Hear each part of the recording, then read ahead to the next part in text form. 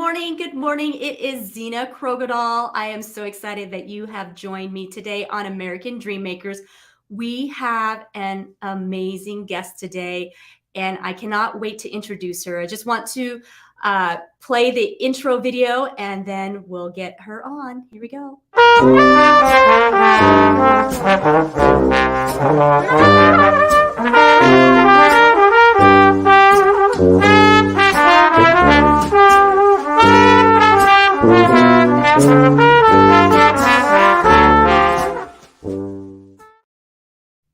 Hello, hello, hello. I am back, and it is a wonderful Thursday morning, and I have wonderful Kimberly Stevens in the house. She is a phenomenal woman. She has a phenomenal story to tell. She is highly successful, and her successes came with a lot of trials and storms, and so cannot wait to have her come tell you the story. Here we go. Kimberly, how are you today? I'm doing great. It's a wonderful Thursday, right before Mother's Day. Right before Mother's Day. Yes. Happy Mother's Day. To you and everyone listening. Yes, absolutely. And for those of you that are joining us live today, please go ahead and comment and let us know you're here. And then also share this out. Kimberly has an amazing message, so we want to make sure that it gets out to the world to hear and experience. And so, Kimberly, without further ado, tell us about yourself. Tell us your story. Tell us everything. That's tall order. As you've already stated, I am Kimberly Stevens, and my most recent and proud accomplishment is that I published a book called Altered: Finding Hope Through Grit and Gratitude to Never Give Up. And that is a segue into never giving up no matter what you do. And that can be in sports. I was a competitive swimmer. That can be as a parent. I am a parent who raised a very special needs child, also lost a child, and it can be in our business as well. I happen to have gone through major failure financially, and now through insurance sales have rebuilt my life. So never giving up is really who I am, and my story revolves around that message. Oh, yes.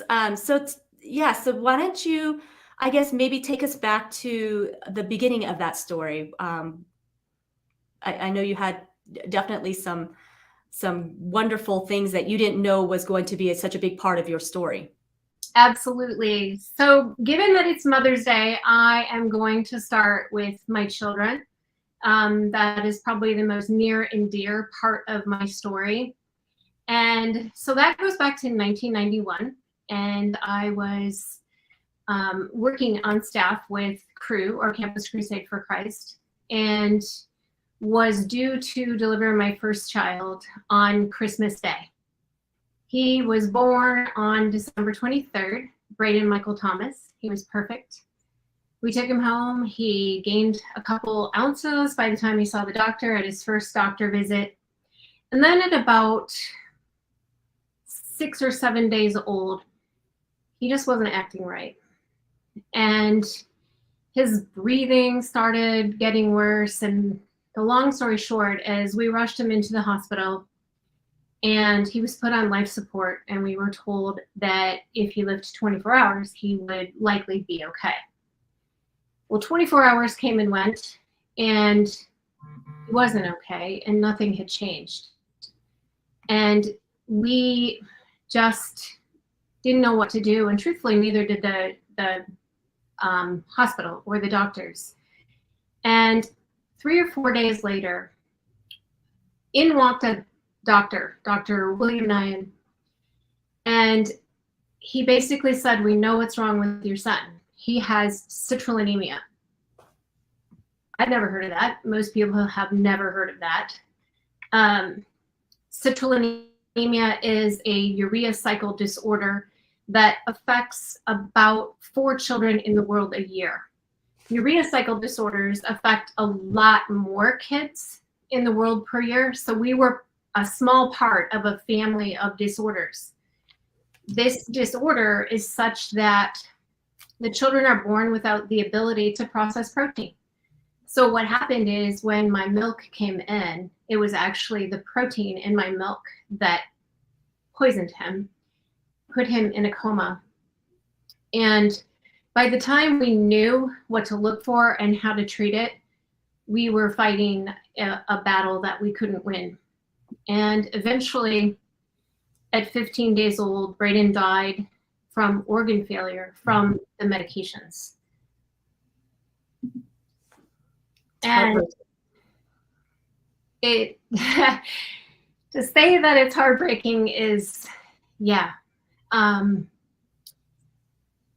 even though it's 31 years ago, there isn't a day that goes by that I don't think about him. Obviously, over time, that grief has changed, but it was a very significant loss and moment in my life that has continued. So we had a 1 in 4 chance that we would have a child born with citrullinemia every time we conceived, because Braden's dad and I both carried a recessive gene. So just like blue eyes, I don't have blue eyes, but I can give the gene for blue eyes. And that's how it was with citrullinemia. So it took me a very long time, close to 9 months of anger, sadness, grief, asking the question why, and feeling very angry that the answer just never came. And I will never forget this day. It was in August of 1992. And I was basically not able to even notice that the sun was shining in San Diego. And I decided that I was going to go into a chapel and I was going to settle with God. And I thought I was going to walk in there and scream and yell and shake my fist and demand the answer. Why? And what ended up happening was very different. I did start out by asking the question, why? This is not fair, all of the usual things. And what came back to me was, there's no answer good enough that will take away my pain. And I just had this sense that if God sat down with a cup of coffee next to me, or a shot of tequila, or whatever your beverage of choice is, right? If God sat down with that and he just audibly said to me, Kimberly, this is why, it wouldn't have taken away my pain. And it was in that moment that I realized asking why was the wrong question. And asking how to get through it with God's help was the right question. And up until that point, God had done so many amazing things for me. And one of them was just revisited today. So I have to bring this up. So this is a yellow rose that I clipped from my garden this morning. And shortly after my son passed away, I planted a yellow rose bush in my yard in San Diego. And I thought I was taking care of it appropriately, but I planted it in a spot where it wasn't getting enough sun. And so it never produced flowers. And I would water it and feed it and take care of it and watch it. But it never had any buds on it until early May of 1992. And we know what happens in May. It's Mother's Day. And Mother's Day, after you've lost your first and only child, is a very, very painful day. And I was dreading that day from the moment my son passed away. And here was my yellow rose bush that I planted in memory of my son with a bud on it. And I remember thinking, oh my gosh, I hope it blooms on Mother's Day. And sure enough, the very first rose from that rose bush appeared on Mother's Day that year. And it was God acknowledging and telling me I was a mother, I was loved, and that he was taking care of my boy in heaven. And that rose meant so much to me. But then the miracle of that rose bush kept going and still keeps going in my life. The second rose bloomed the night before Father's Day. I clipped it, put it in the refrigerator, and gave it to Braden's dad on Father's Day that year. And together, we looked at that rose and we wept over God's goodness. And then fast forward 2 years, and I was pregnant with my daughter, Victoria. And we had done prenatal diagnosis and we were told that she was healthy. And so it was late November and there was a bud on that rose bush. And I just knew she wasn't going to be born until that rose bloomed. And so here I was, my belly out to, the wall, and just wishing I could have her sooner. So I thought about taking a hairdryer outside and making the bud bloom faster so I could have her sooner. And I didn't. I let it be. And she was born and she came home and the rose didn't bloom. And I remember being really surprised by that. And 3 days later, we were home, and I remembered that they had done backup testing while she was in the hospital after she was born, and I hadn't heard any results. And I didn't think that she was sick, but they tortured her getting the specimens, so I wanted the results. And so I called the lab and asked where the results were, and they hummed and hawed and found them in the back, found her specimens actually in the back of a freezer. And they said they would run them right away. And about 4 hours later, we got a phone call. And they said, you need to get your daughter into the ICU immediately. So she was 3 days old, and we took her back to the ICU. Now, I went into the pumping room, and it was time for her to nurse, and she could not nurse from me until we knew if we had a confirmation on the diagnosis or not.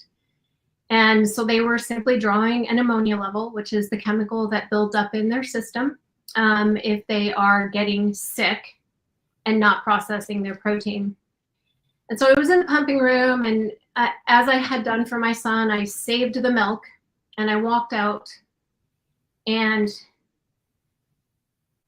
the news was back, and they said, your daughter has citrullinemia. anemia. And I just started bawling. And the doctor said she probably wouldn't live a week. And I turned around and I went back into the pumping room, and I grabbed my milk out of the refrigerator and I dumped it down the drain. And every other dream that I had had for her. And I walked back out. And by the time I got back out, Janie, our pastor's wife, was there. And it was the first time she was meeting Tori, my daughter. And I just looked at Janie and I said, she's going to die. We just got the diagnosis. And she turned around and she grabbed me by the shoulders. And she looked me square in the eye and she said, this is not Braden. This is Victoria Faith. You will fight for her. And I decided in that moment, that she was going to kindergarten healthy. And I began organizing my life around that dream and that goal. And Tori was in the hospital for 8 more days and was discharged and was able to go home. She was on specialized medication, specialized formula that was made with my breast milk and other formulas combined. The day we got home from the hospital, this bloomed. And I knew it was a sign from God that everything would be all right. Over time, every Mother's Day, God has given me a yellow rose in one way or another, whether my kids send them to me or when I moved to Florida several years ago, my neighbors had a yellow rose bush outside the front door, and it would always bloom on Mother's Day. And it's just almost becoming hilarious that I always get roses from God, yellow roses from God on Mother's Day. So when this one came this morning, I was not only ecstatic, but I also noticed there's a couple more buds, and I'm very sure that there will be another one on Mother's Day. Wow. What a beautiful story. I'm so glad you shared that, and how special that is that you get to have roses from the Lord each Mother's Day. It's amazing. And, you know, I stopped my story short with the rose, but the actual victory and just amazing part about my daughter's story is that we went through 4 years of struggle, basically to keep her alive. And every day was a struggle. 6 hours without her medication would have put her in a coma. She was in many comas. She was in life flight helicopters. She was in the ICU for weeks at a time. And it was a very tough battle for 4 years. But just before her 4th birthday, she received a liver transplant. And she received her liver from a 4-year-old child, which also made my heart ping, and still does, to know that someone's 4-year-old died so mine could live. But my daughter went into her transplant. She didn't speak a word. She had been stalled in her development at about 18 months old. And we were pouring into her. And she came out of the transplant, literally woke up from the anesthesia, speaking in full sentences. Wow. It was the first time that I started to know and understand things that she liked. Once all of the chemical craziness was cleared out of her system, I got to know her. And she was even more wonderful than before. And the bottom line, she went to kindergarten, healed and healthy. She took her kindergarten teacher on the very first day a bouquet of yellow roses from my garden. I know that the teacher had no idea about the significance of that, but it was very, very significant to me. And then my daughter ended up in special ed. We took about 3 years to catch her up to be able to be mainstreamed into the regular class. So by 3rd grade, she was in a regular 3rd grade class. And then she worked very, very hard on all of her skills. And it was high school freshman year that she really caught up to grade level. And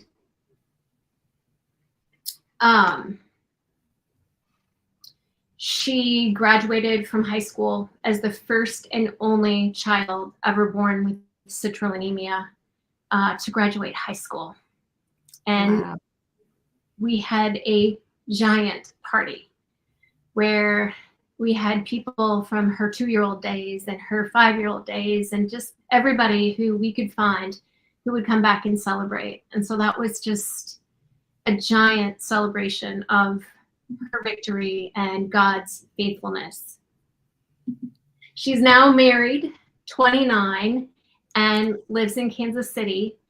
And she has had her graft or her new liver now for over 25 years, which is also a miracle that is nearly unheard of in the transplant community. So many reasons to say God is good, and I am grateful every minute of every day for her life and where we've come from. And you named her very appropriately, Victoria Faith. Yeah, her name means conqueror through faith. I'm sure that was no accident. That probably was placed in your heart from the very beginning for a reason. Amen. Yes, ma'am. So tell us, I mean,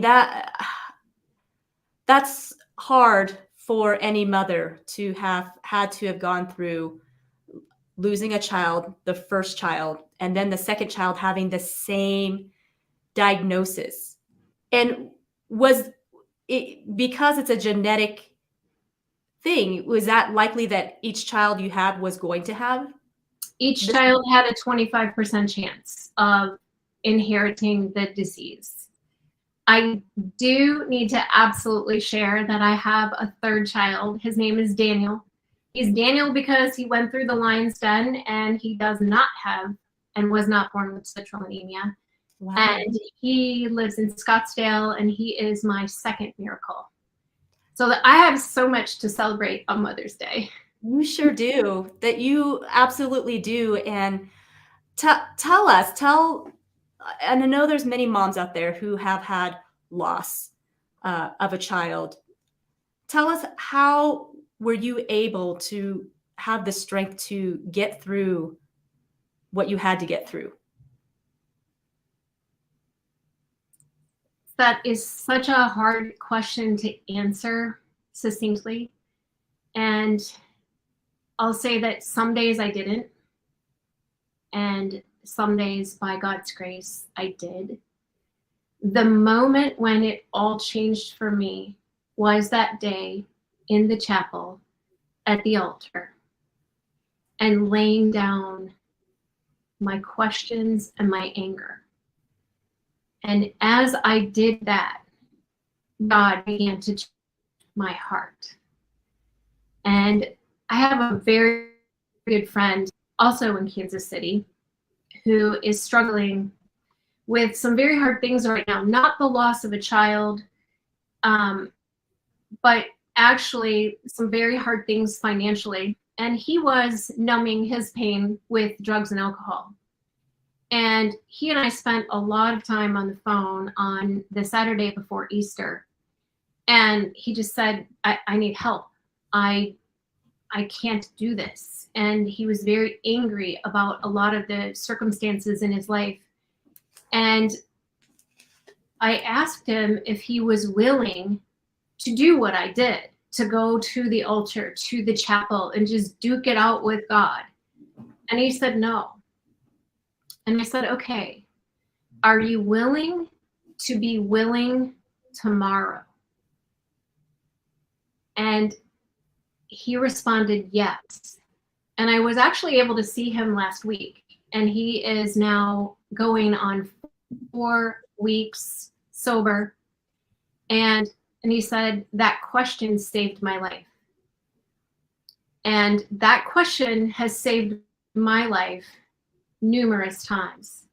And the first person who asked that question of me was a woman named Lynn, who was my angel after Braden died. And she called me every day. She walked with me every day. She would ask me, are you willing to talk to God today? No.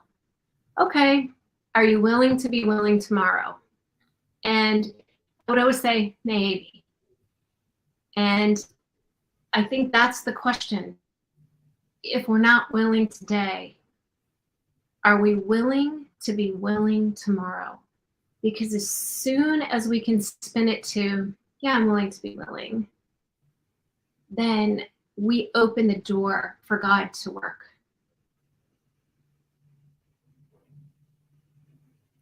Yeah, that's beautiful. I really appreciate you sharing that, and how beautiful it is that God had placed some women, some people in your life that were of such encouragement. I love that you talked about, even with Victoria, that your pastor's wife just kind of, basically said, "Get it together." She's doing Absolutely. it. So how important is it, that we surround ourselves with people who are encouraging? What would you say? Oh my gosh, it's 100%. And our natural response to pain is to isolate, numb, deny, forget it, right? I don't want to deal with it. I want to run away. And that's the exact opposite of what we need to do to get through. And probably the most important thing is to have somebody that we can just be honest with. Are you willing? No, I'm not. And, Lynn took no offense to me saying that. And, I wrote about our conversations in my book. And what struck me as I was writing it is I was angry at a God she loved. And yet she still didn't take offense at my anger and my feelings. She just listened and then asked that next question, are you willing to be willing tomorrow? And it's just brilliant. Mhm. Yes, absolutely. And I think too, a lot of us think that having anger and disappointment in God is a wrong emotion.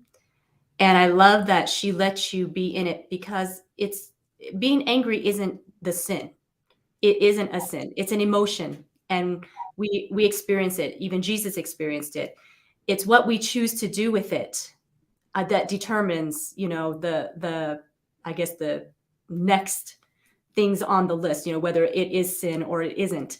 What a wonderful friend that she allowed you to be in that moment, instead of shaming you or making you feel terrible for feeling that way.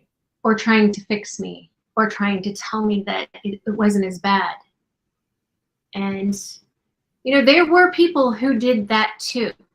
And that is one thing that I think I've taken from my own story is when people don't know what to say, sometimes they just say the wrong thing. Mhm. And it's not that they are being insensitive, it's that they truly don't know what to say. So they say something to fill the space and the discomfort. But sometimes those words are really hurtful. And separating the person from the words that they may say in their discomfort is very, very important. Very hard to do in that moment. I can testify to that all day. And it's really in hindsight that I've been able to look back on some of the most hurtful comments and understand that people were just trying to help, and that was their best effort. I love that you share that too, because it is hard to remember that in that moment, to show grace to those who don't know and don't understand, and to just understand that they're humans as well. So sometimes we don't always say the right things. But I also love that, you're expressing, how we do need to think a little bit more when somebody is having a hard time, a really difficult time, and that we may not understand. I may not understand. And so I need to be a little more sensitive and refraining. So it's better to say nothing at all than to probably open your mouth and start quoting scriptures. And, because I know people mean well, but sometimes it's like, this isn't the moment. Right. And I am guilty of that prior to all of these things. And I'm sure that I have said insensitive things along the way. But what I have found that is very, very kind is to simply say, I can't imagine what you must be feeling right now. I just want you to know that I care. And then if the person who is hurting wants to invite you into their pain, listen. And if they don't, they'll say thank you. And now that moment, that awkwardness is over. And that's a phrase that you can repeat with somebody over and over again. How many times do we just, when we're in pain, want to know that somebody cares? Are we gonna be offended if they tell us they care 25 different times? Absolutely not. That's not an offensive thing. Yeah. Thank you for sharing that. This is very beautiful. So the pain of a mother is absolutely it's difficult to, I think, to lose your child, whether they're babies or whether they're adults. Your children are not supposed to go before you. And and I know in a marriage is tough as it is. You know, there can be elements that we have to work through, but when you throw something such as this type of trial, this kind of storm that feels so probably unbearing, that has to be hard on a marriage. Can you share a little bit about how that was for you? Yes. And very honestly, that it was brutal. And our marriage did not survive. And ironically, I was married to a pastor. And what ended up happening, as happens in every divorce, people take sides. But when a church takes a side, right, they're going to take their pastor's side and not the pastor's wife's side. And so not only did all of this cause the breakdown of my marriage, but the breakdown of my marriage caused me to lose my church and my friends, and eventually my faith for a good 10 more years. And so our divorce was in about 2000, shortly after my daughter's transplant, which was in 1997. And the divorce was finalized, and then my divorce from the church began. And it became too painful for me to go to church. My friends no longer reached out to me. I was no longer welcome in our small group. And I didn't mean to leave God. It was just one of those, I didn't have friends. And so it was like I moved away with the intent to keep in touch, but then I didn't do it. And so I grew farther and farther away from my faith and from God. And it wasn't until 10 years later, March 6th, 2010, when I heard the words high-grade invasive breast cancer, that I decided I better figure out what was going on with my faith again. And that was another altar moment. And that did not happen instantly either. There was about 4 or 5 months where I was not all that willing to just come right back to God. And through so many different avenues, I was drawn back and started going back to that very first church from 2000 and before. My friends were still there, but my children's dad was no longer a pastor there. And so the door seemed to be a lot more open. And I remember the first day I walked in, I was just like, oh, I hope I don't see anybody. I hope I don't see anybody that I know. And of course I did. And I saw my friend Karen, and I walked in and I was like, hi, Karen. And I thought she was going to, kind of look down and walk the other way. And instead, she just came right over, gave me a giant hug, and said, it's great to see you. And it was a greeting that I just felt like God was saying to me, finally, it's nice to have you back. Yeah. Beautiful display of grace and love from your friend, and to welcome you back in, because all those years of not being, I'm sure you had to had these thoughts go through your head, and how brave and courageous it was for you to choose to go back to that church again. I mean, there's other churches you could have chosen. So what was it that drew you back in? That one was home. Mm. And I needed to be there at that time. And it was just the right decision. It was God. That's the short answer. It was God. That was where I was supposed to be. And I think you just demonstrated how important having a community is, right? Absolutely. To build that family, because you built that family from a long time ago, and the foundation, and yes, there were storms and trials and things that, but even when you left, they still, I'm sure, thought about you, prayed for you. Absolutely. I know they did. We've since been in touch and shared stories and shared some other tragedies that they've gone through. And it is nice to be able to celebrate the good things and the not so good things also.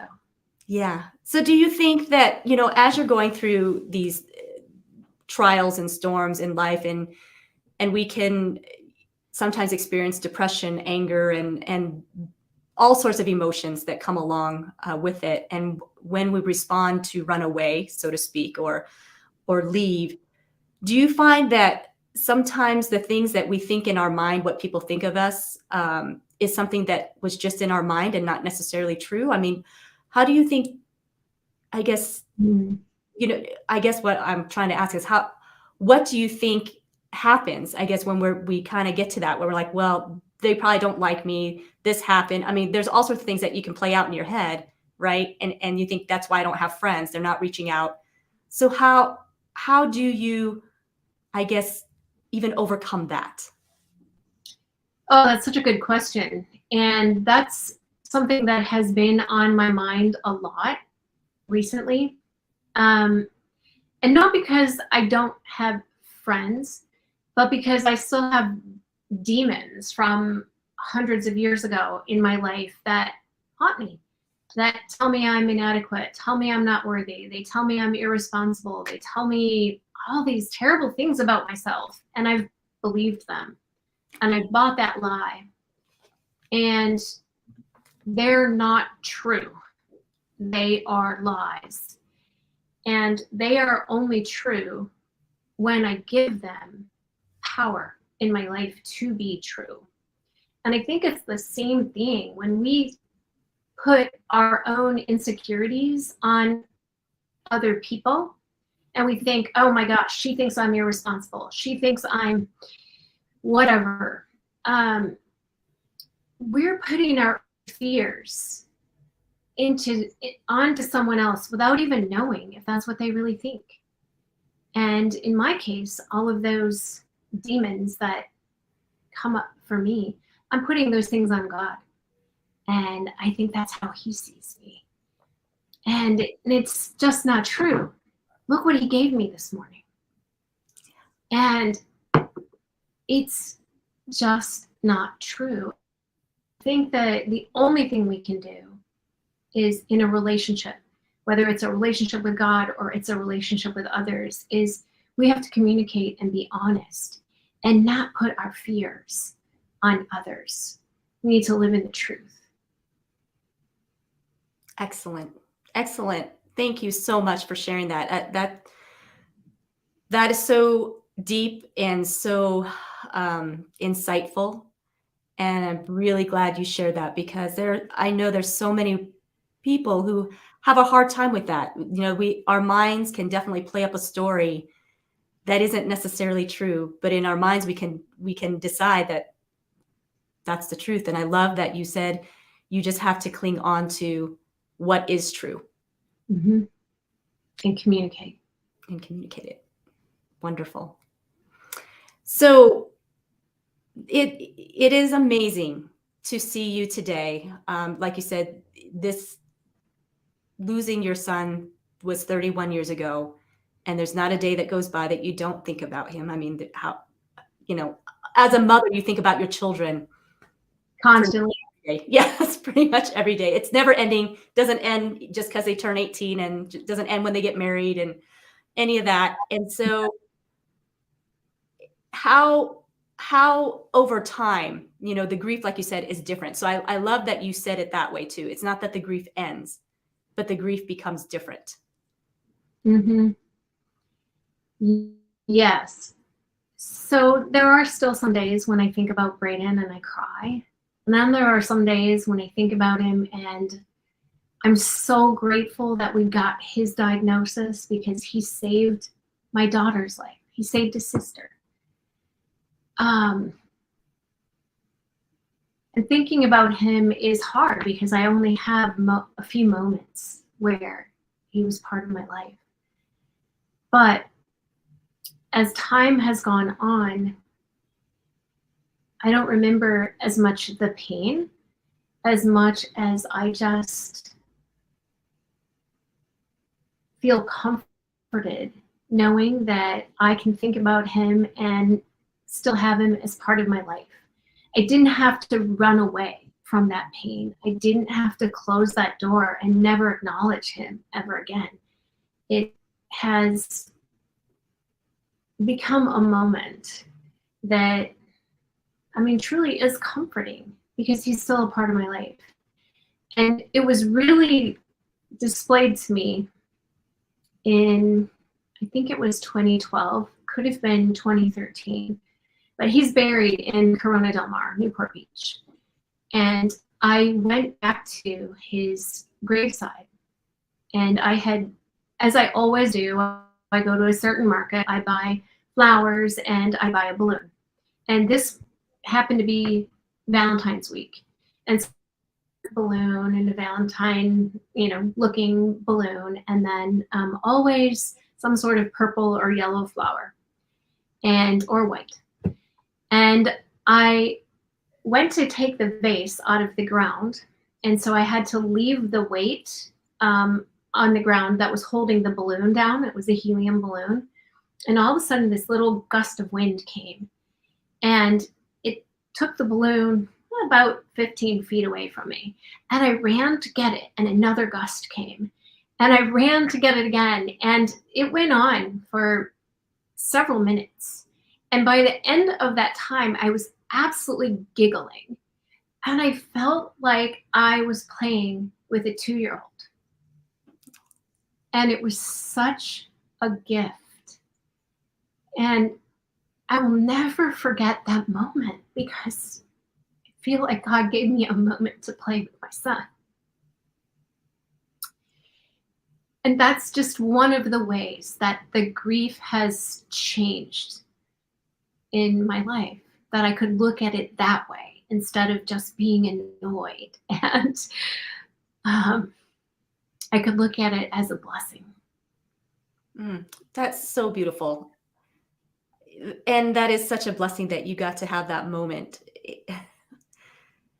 So as you have indicated, so you are an insurance agent, Yes. correct? Yes. You decided to go into that in 2016? Correct.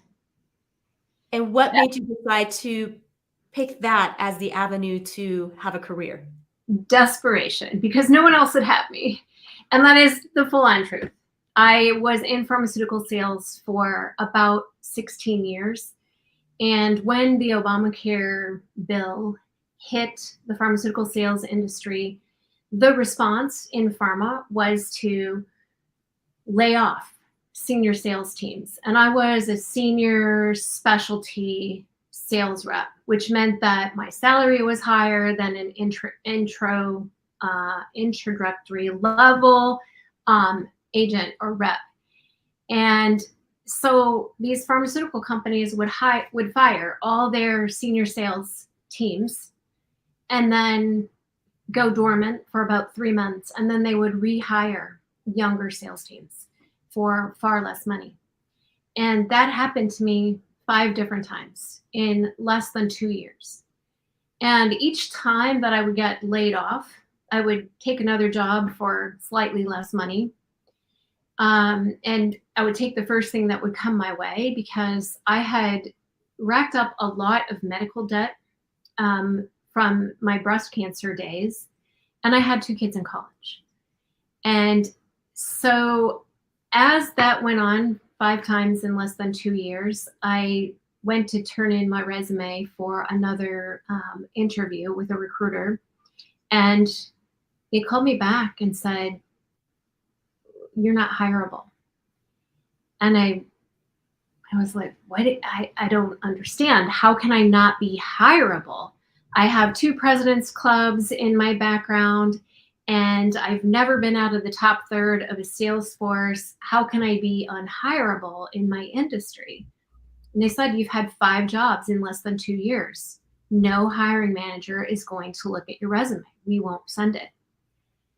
And that was devastating. And I did not know what to do.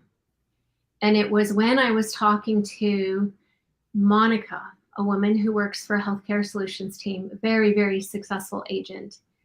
And I was asking her about my COBRA or changing to an individual plan, that during that conversation, I said to her, "Could I do what you do?" And she said, "Sure." And so the rest is history. I got my license within a couple of weeks, very, very quickly. And I made partner with Healthcare Solutions team within 2 years. And that came with a nice bonus and equity partnership going forward. And now I am licensed in 23 states and serve thousands of clients and write for over 600 carriers. So I like to call myself a broker, and I like you to come with your problem, your challenge, and let me find the solution. That's excellent. So you are very resilient, and I mean, you just see, it seems like things just keep knocking you down, and Not anymore. I'm done with that. there you go. And yet you come back fighting and you live in victory. I mean, cancer. I mean, how long did you have to go through that treatments and not feeling good and then still having to work? You know, I was actually really lucky. I started with a lumpectomy. They actually didn't get clean margins, so I ended up doing a double mastectomy and then reconstruction. And then I didn't end up needing chemo. I didn't end up needing radiation. And I only took tamoxifen. And I took it for 6 years. It has a few side effects, and I didn't feel wonderful when I was taking that. But at the time, it was believed that it reduced the recurrence rate. And I am May 18th, I will be 13 years cancer-free. So I would say thank you, tamoxifen, and thank you to my surgeons. And I feel good. Awesome. So awesome. So where do you get this fighting spirit from? I think I learned it in the pool. When I was 10, I started swimming competitively, and I was not a good swimmer. And they put a little asterisk next to my name in the tryouts, and the asterisk was only for my parents to see, but they, of course, told me later that I had an asterisk next to my name. And the asterisk meant she's terrible, and she's probably not going to last a week in the pool. And my parents bought me a team suit and a cap and goggles. And when they bought that, they made a deal with me. I had to swim for a year, so there was no quitting. And that was not the message I wanted to hear when I finished my very first big meet. They had these ribbons that were the size of my head, bigger than my head actually, And the end of that weekend, we were in the back of my mom's station wagon, as this was the 1970s. And every kid, there were 6 kids in that car. Every kid had a ribbon except for me. And of course I cried, and I didn't like swimming. I wanted to quit. And my parents wouldn't let me. So I remember decision. That's the key, right? I remember deciding, well, if I can't quit, then I better figure out how to win. And so I did. I can't say that my work ethic developed immediately, but over time, I became a very disciplined, hard worker in the pool. And I went on to go to high school state, and then I swam in college, and I set Big Ten records and won nationals, and ended up later being inducted into the Hall of Fame at Iowa. And I do attribute a lot of the tenacity and a lot of my ability to persevere to my days of training. When your coach says, go do 10 200s on the whatever interval, nobody can do that. You can't do 10 200s. You just can't in your head. And this is only part of a workout in part of a day. And, I just remember learning to take them one at a time. And I just need to finish this one. I need to get, I need to touch the wall before the 2 minutes and 30 seconds, and then push off again and do the next one. And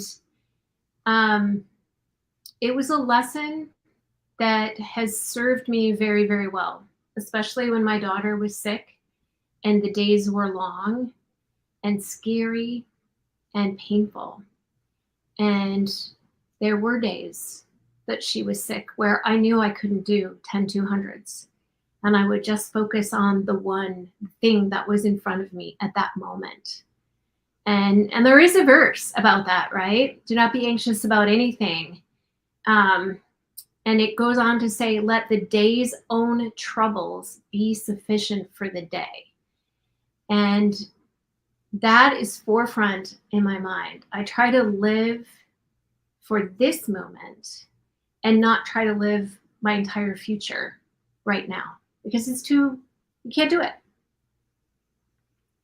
Yeah, that's just wonderful that your parents pushed you, basically encouraged you, and didn't let you quit. And from that, you rose up, so to speak, and took the challenge, and it has really benefited you through your life. And what a gift that you had. And what a gift that you are a wonderful mom. And your kids are very blessed, I'm sure. I mean, you just are phenomenal. So I am just so excited that you took the time out of your busy day to come and hang out with us on American Dream Makers. I really appreciate it so much. You wrote a book, and it's called Altered. It's called Altered. And the subtitle is Finding Hope Through Grit and Gratitude to Never Give Up. This is my daughter on the cover. She's on the Silver Strand Beach on Coronado Island in San Diego. And the book is really just a memoir, and it goes through my story. And at the end of each section, I tried to put some questions that were relevant to what I was feeling and growing through, if you will, during those times. So I put those questions at the end of the sections. My favorite part about the book, I can't take credit for, really. All I did was pull together a list of songs that inspired me and that were appropriate for each of those sections. So at the end of each section of my book is a playlist. And then I took all of the playlists, there's about 4 or 5, and I put them on a Spotify list. And so that's about 4.5 hours of inspiring music. And I love to just have it on low in my background, and it encourages me to get through that next moment or whatever it is that is challenging me in my day. It encourages me to have the right perspective. So I would love if anybody would email me at kimberly@kimsurance.com. I would love to share that playlist with you. It's, as I said, it's on Spotify. It's completely free. And it's just a way that you can bring this message into your day for, a little bit of time. Excellent. I am definitely going to be emailing you for that playlist, because having Awesome. some inspirational music all day long can absolutely change your day, your thoughts, your attitude. And so music is a real blessing that God has given us. And so, yeah, I'll definitely be emailing you. So you guys absolutely email Kimberly at kimsurance.com, and she will get that Spotify playlist to you. Kimberly, as you were talking about all these things, and I just see who you are today, that you are a strong, courageous, brave woman, and you're out there not keeping all that you've learned to yourself, that you're sharing the wisdom that God has given you. And it reminds me of the verse, James 1. James 1, verse 2, count it all joy, my brothers and sisters, when you meet various trials of various kinds, for you know that the testing of your faith produces steadfastness. And let steadfastness have its full effect, that you may be perfect and complete, lacking in nothing.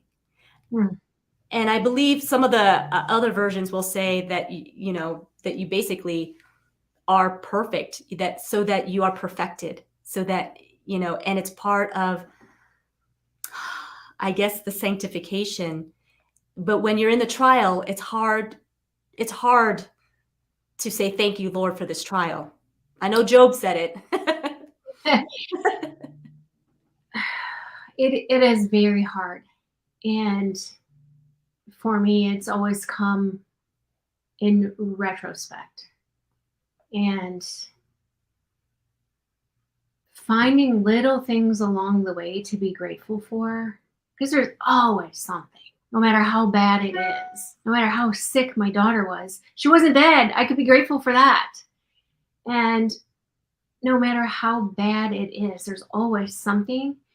And it's where our eyes look, right? If we want to look at the bad stuff, we're not going to be able to get through those trials. But if we want to look at the things that we're grateful for, we can make it to the next moment. And in that next moment, there will be another thing that we can find to be grateful for. And I have really begun just praying for eyes to see the blessings that come my way. And imagine if I had never looked for yellow roses, how many blessings I would have missed out on. And I really think we all have yellow roses of some sort in our lives. And I would just encourage you, everyone, don't give up and look for those rose moments in your life. Thank you so much for that. Such encouraging words, Kimberly. And I do believe that you are complete and lacking nothing. You are perfected because of the things that have occurred. And thank you so much again for coming on and sharing your beautiful heart and being so vulnerable. That's not easy sometimes, to share all of those details and putting it out there for the world to see, hear, and experience. But what a gift you are giving to all of us to be able to share this testimony, this God story that he has placed in your life. And he's not done yet. I mean, you have a lot of life to live. And so it's going to be exciting to see what else is around the corner for you. So my friend, I am so glad that to know you, and I'm excited. I hope to get to know you even better as time goes on, but I'm really excited that we are sisters in Christ. And so we will get to be together for eternity. So we've got a lot of time together. Amen. And that's a blessing. So thank you again for joining us today, Kim. I'm going to go ahead and say goodbye to you for now. Thank you. Oh, you are absolutely, it was my pleasure and my honor. So I will see you in just a bit here. Guys, thank you so much for tuning in today. What an amazing woman. What an amazing story. You guys get this shared out. If you are not a part of the American Dream Makers group, please join our group. It is a group to inspire, impact, and help transform one another. And I'd love for it to be interactive. I'm on Facebook or on YouTube.